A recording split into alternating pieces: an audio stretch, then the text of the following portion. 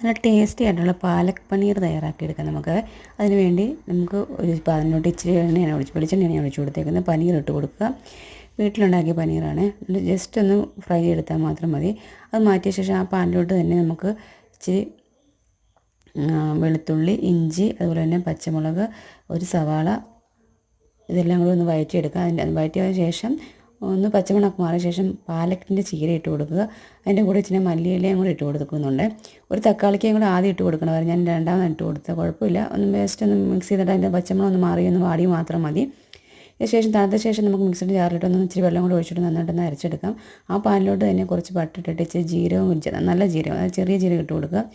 പിന്നെ മഞ്ഞൾപ്പൊടി ഇട്ട് കൊടുക്കാം, മുളക് പൊടി, അതുപോലെ ഗരം മസാല, ഇതെല്ലാം ഇട്ട് കൊടുത്തിട്ടൊന്ന് പച്ചമണം മാറിയ ശേഷം ഈ പാലക്കിൻ്റെ അരച്ച് വെച്ചേക്കുന്ന ഒഴിച്ച് കൊടുത്തിട്ട് ആവശ്യമായിട്ടുള്ള വെള്ളവും കൂടി ഒഴിച്ച് കൊടുത്ത ശേഷം നമുക്കിതിനകത്തോട്ട് ആവശ്യമായിട്ടുള്ള ഉപ്പും കൂടി ഇട്ട് കൊടുക്കണം.